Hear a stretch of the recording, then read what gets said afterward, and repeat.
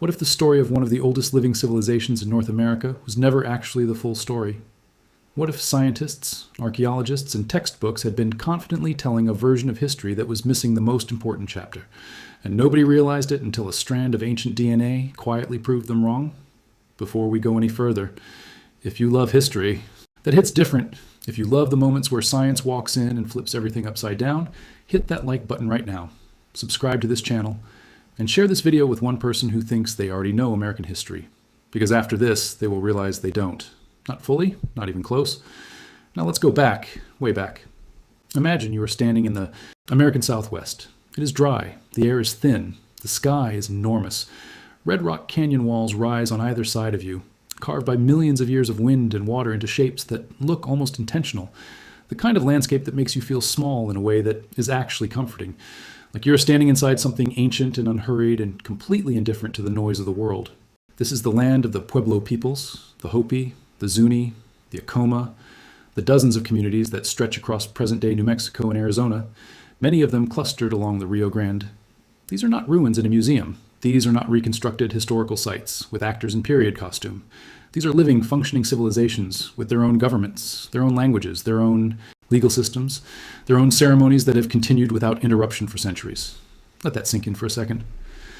While the Roman Empire rose and fell, while the medieval period came and went, while entire European dynasties appeared, conquered, and collapsed into footnotes, the Pueblo peoples were right here, building, farming, maintaining, remembering. Acoma Pueblo is one of the most dramatic examples. It sits on top of a sandstone mesa nearly 400 feet above the surrounding valley. People have lived on that mesa continuously since roughly 1150 CE. Not on and off, not abandoned and reoccupied. Continuously. The same physical location, the same community, generation after generation, for almost 1,000 years without interruption. That kind of continuity is almost impossible to find anywhere else on Earth. Most human settlements fail eventually. A drought, a war, a disease, an economic collapse, a political shift. Something usually ends it. The Pueblo world didn't end. It adapted, contracted, expanded, absorbed pressure, and kept going. And here's the thing about a population that stays in one place for that long. From a genetics perspective, it should be readable. It should have a signature, a genome that reflects deep, local, continuous ancestry. Neighbors should look genetically like neighbors. The DNA should tell a story that matches the history, clean, consistent, traceable. So when scientists finally sequenced the genomes of modern Pueblo communities with the full power of 21st century genetic technology, they expected to confirm what everyone already believed. And instead, the data handed them something they were completely unprepared for. The numbers didn't match the story. Not slightly. Not in some minor statistical edge case that could be explained away. The genetic patterns inside Pueblo genomes showed things that should not coexist in the way they did. Signals of deep isolation sitting right next to signals of ancient mixing, evidence of distinct ancestral populations that had been separate for long stretches of time, somehow folding together into a single community, and relationships between Pueblo groups that were far more divergent than any single migration model could explain. Something had happened here, something long and complicated and layered, and the story the textbooks had been telling for over a century had been missing almost all of it. To understand why this matters so much, you have to understand what the mainstream explanation actually was. The official story, the one taught in schools, displayed in museums, repeated in documentaries, went something like this. The Pueblo peoples descended primarily from a group now called the ancestral Puebloans. These were the remarkable builders and farmers who constructed the cliff dwellings at Mesa Verde in present-day Colorado and the enormous multi-story ceremonial complexes at Chaco Canyon in New Mexico. For several centuries, these people thrived. Chaco Canyon in particular became a kind of regional hub, a place of trade, ceremony, and architectural ambition that drew people and resources from across a massive area. Then things collapsed. Starting in the late 1100s and continuing through the 1200s, a severe and prolonged drought gripped the Southwest. Resources became scarce. Social tensions that had been building for decades finally broke open. The great centers were abandoned. Chaco Canyon, which had once been one of the most significant population centers in North America, emptied out. Mesa Verde, with its spectacular cliff dwellings carved into canyon walls, was left behind. The people moved, mostly south, mostly east. America emptied out. Mesa Verde, with its spectacular cliff dwellings carved into canyon walls, was left behind. The people moved, mostly south, mostly east. They consolidated along the Rio Grande and in surrounding areas, eventually forming the Pueblo communities that persist to this day. It is a coherent narrative. The archaeology supports key parts of it. The abandonment dates at Chaco and Mesa Verde line up. The emergence of new settlement clusters along the Rio Grande matches the timeline. Linguists have traced connections between ancient and modern Pueblo languages that fit the general pattern. Everything seemed to lock together. But a coherent narrative and a complete narrative are not the same thing. If the modern Pueblo peoples were simply the direct unified descendants of the ancestral Puebloans, one culture, one migration event, resettling in a new region, then the genetic diversity between different Pueblo communities today should be relatively narrow and predictable. They should all look like close relatives. Groups living geographically close to each other should have genomes that reflect that closeness. Instead, what the researchers found was a patchwork of genetic signals that didn't fit that model at all. Some Pueblo communities carried ancestral signatures that diverged sharply from neighboring villages, the kind of divergence that, genetically speaking, implies long periods of separation, not decades, thousands of years. And at the same time, there was evidence of shared deep ancestry going back far beyond Chaco Canyon, far beyond the ancestral Puebloans, back to some of the earliest human presence in the Americas. Two contradictory signals, both undeniably present, deep shared roots, and ancient separation, sitting side by side inside the same genomes. This is where the mystery stops being about which group went where and when, and starts being about something much older, much stranger, and much more profound. Population geneticists working on the data identified what appeared to be at least two, and when? And starts being about something much older, much stranger, and much more profound. Population geneticists working on the data identified what appeared to be at least two, possibly three, distinct ancestral components contributing to Pueblo genomes. Not one founding population, multiple. The first component connects clearly to the deepest ancient lineages of the Americas, the founding populations, the people who were in the Western Hemisphere over 10,000 years ago, possibly considerably longer. This thread runs through the Pueblo genome like bedrock. The second component shows a closer genetic affinity to populations from the Mexican Plateau and regions further south into Mesoamerica. This is not entirely surprising on its own. Archaeologists have known for decades that trade connections existed between the Pueblo world and Mesoamerica. Copper bells made with techniques from central Mexico have been found at Pueblo sites, macaw feathers. From birds that don't live in the Southwest, show up in Pueblo ceremonial contexts, brought from hundreds of miles to the south. The trade was real and significant. But a genetic signal is different from trade goods. Trade goods tell you that people were exchanging things. A genetic signal tells you that people were exchanging people, that populations were interacting in ways deep enough to leave a biological mark that persists thousands of years later. That's a different level of connection than a traveling merchant with a bag of copper bells. And then there is the third component. This one is the hardest to place, and in some ways the most intriguing. Fainter than the other two, harder to connect definitively to any known population. Some researchers associate it with older, more isolated populations. Small, communities that may have persisted in sheltered pockets of the Southwest for extraordinarily long stretches of time. Groups that weren't moving dramatically, weren't part of major trade networks, just quietly enduring in canyon systems and river valleys for generation after generation, while the bigger historical narratives played out around them. These three threads together, ancient founding lineage, Mesoamerican connection, and deep local isolation, cannot be produced by the simple model of one culture moving from one place to another at one moment in time. They require a longer story, a more tangled story, a story in which multiple separate human histories eventually converged into the communities we recognize today. And here is the part that should stop you. Cold. The Pueblo people's own oral traditions have been saying something remarkably close to this for as long as anyone has been listening, which, honestly, hasn't always been that long, or that attentive. Pueblo oral traditions do not describe a single origin point. They describe multiple. Different clans trace their ancestry to different directions. Different lineages describe emerging from different places, traveling different routes, arriving at different times, all of them eventually finding their way to the same villages, the same mesas, the same ceremonial systems, all of them weaving together into one shared identity. For generations, Western scholars treated these multi-origin accounts as metaphor, as spiritual symbolism, as the kind of poetic, non-literal storytelling that they assumed characterized oral cultures before the arrival of writing and what they called real history. The assumption was that the archaeologists and anthropologists had the actual facts. The oral traditions were beautiful, but not meant to be taken literally as historical record. The genome is now suggesting that assumption was wrong. What the Pueblo elders have been carefully preserving and transmitting across hundreds of generations turns out to be not metaphor, not symbol, memory. actual historical memory of a convergence process so long and complex that modern genetic science needed the most sophisticated sequencing tools in human history to independently verify it. That is not a small thing. That is a profound recalibration of where knowledge lives and how long it can survive. Let's pause here for a second, because I want to make sure this next part lands the way it should. You have been watching this for a while now. You have stuck with a story that keeps getting more layered the deeper it goes. That is exactly what this channel is built for. The stories that reward attention. So here is what I want you to do. Right now, without leaving this video, just open the comments and type the number of how many separate ancestral threads you remember from what we just covered.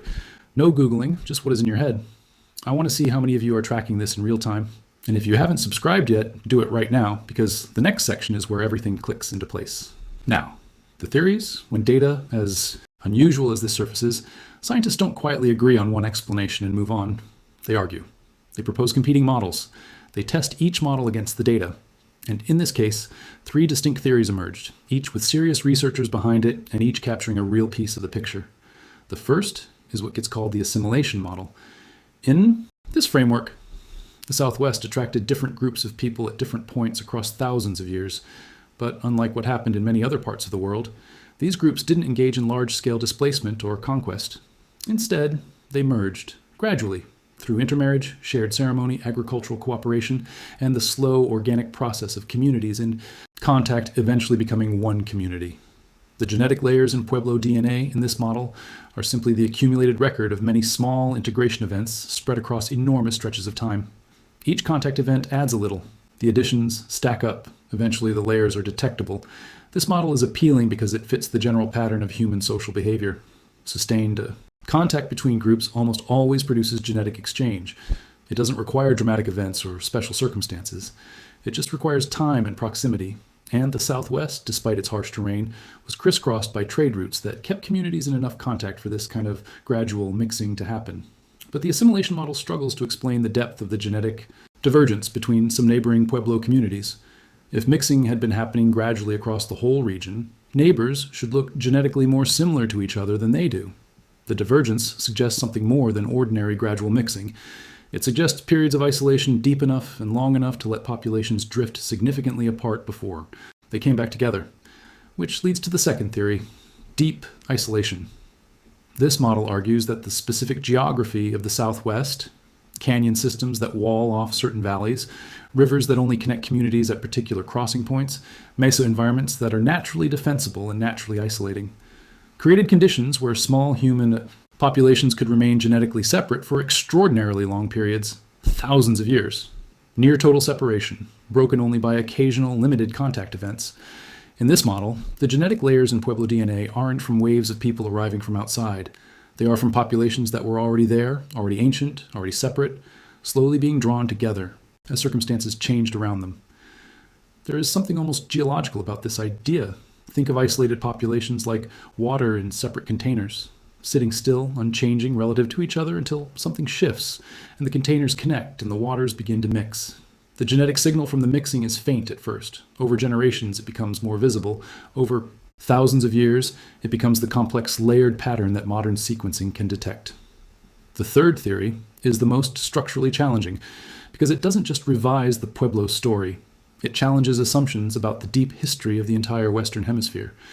The standard model of the peopling of the Americas, accepted in some form by the vast majority of scientists for decades, describes a founding event or cluster of events in which ancient humans crossed from northeastern Asia into North America via the Bering Land Bridge, then spread south and eventually populated the entire hemisphere. One source population, or something close to it, diversifying over time into all the genetic variation we see across the Americas today. A growing body of genetic evidence is complicating that picture. Some researchers, working with both ancient and modern DNA, have found signals that they argue are difficult to explain with a single founding event.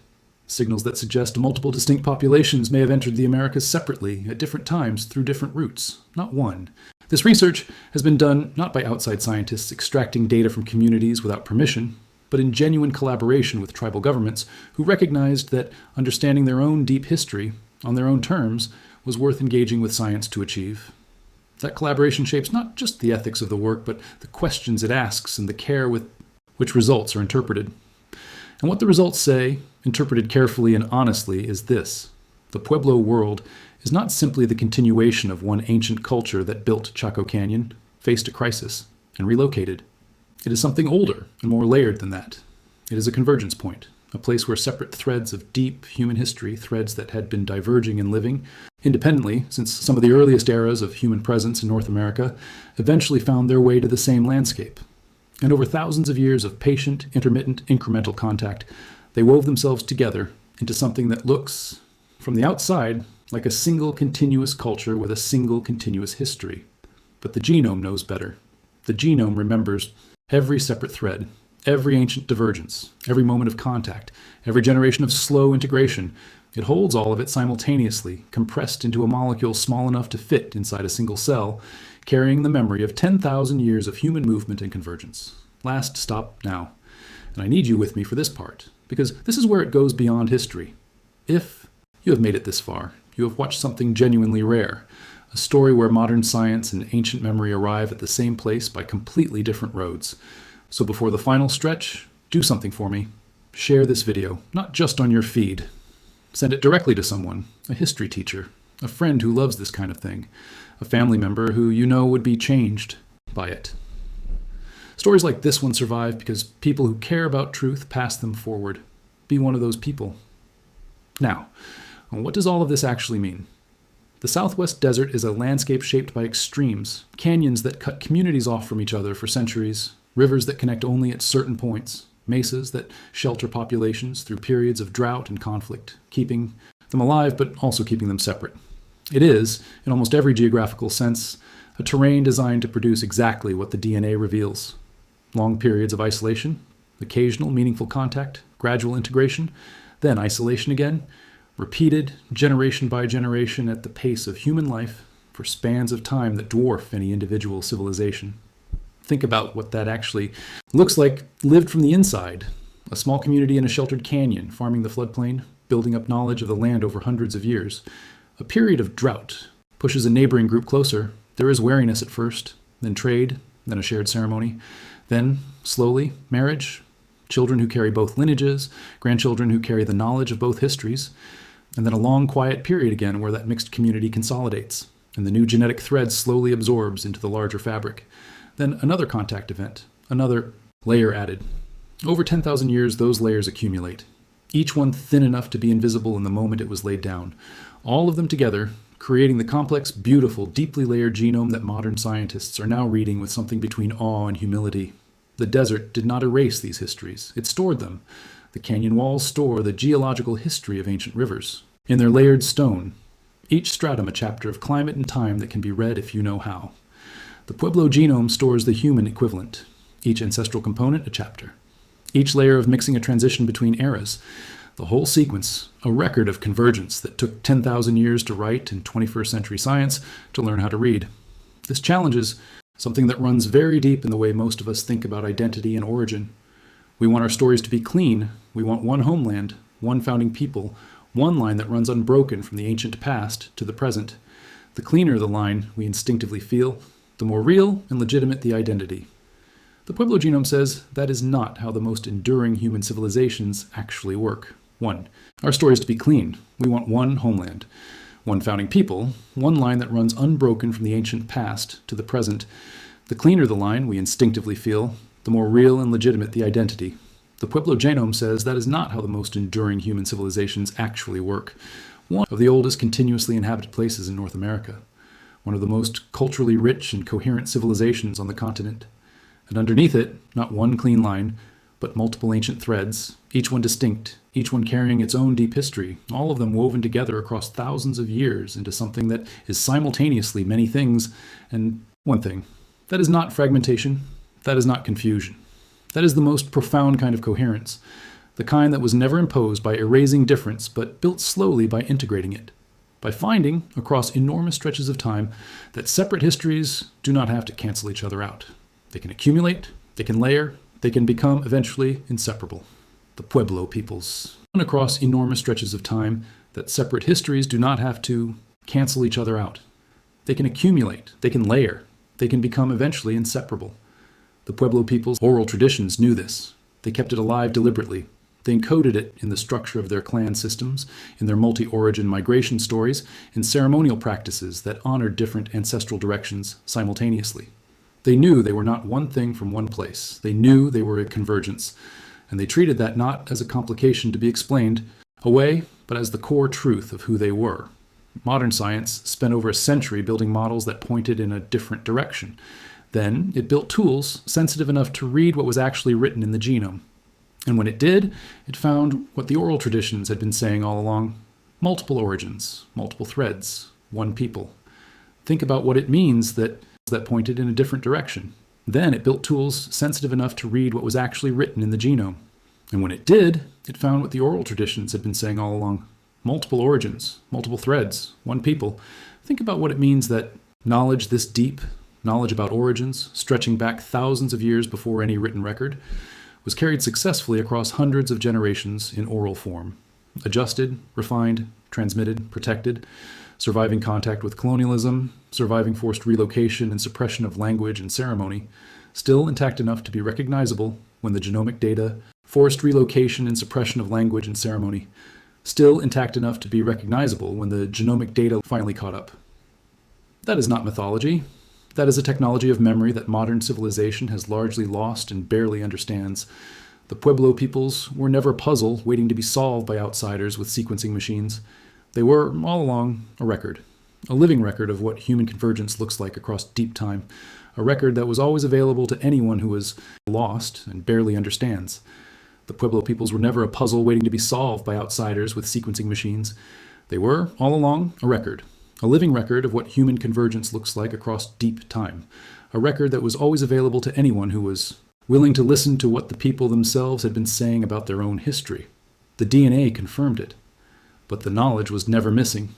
It was just waiting for the right moment to be heard by people who finally had the tools to recognize what they were hearing. And maybe that is the truest thing this whole story has to teach us. Not just about the Pueblo peoples. Not just about, to teach us, not just about the Pueblo peoples. Not just about genetics or archaeology or the ancient Americas, but about where knowledge lives, about the arrogance of assuming that writing is the only legitimate form of historical memory, about what we miss when we decide in advance that we already have the full story. The Pueblo world is not a historical artifact. It is a living civilization, still there, still on those mesas, still farming, governing, ceremonially active, raising children, keeping languages alive that carry inside them thousands of years of accumulated experience, with a specific landscape and a specific set of questions about what it means to endure. And inside, every one of those living people is a genome that carries the memory of multiple ancient journeys, separate streams, ancient and distinct, that found each other. Of those living people is a genome that carries the memory of multiple ancient journeys, separate streams, ancient and distinct, that found each other in a dramatic desert landscape and spent thousands of years learning to become one thing without any of the separate things being required to disappear. That is what the DNA revealed. Not a scandal, not a correction, a confirmation. A confirmation of what the people themselves always knew. Multiple origins, multiple threads, one convergence, still standing, still here, still speaking. Another correction. A confirmation. A confirmation of what the people themselves always knew. Multiple origins, multiple threads, one convergence. Still standing, still here, still speaking. That is 10,000 years of human history, written not in stone, not on paper, but in the genome, patient, layered, undeniable, and waiting all along to be read,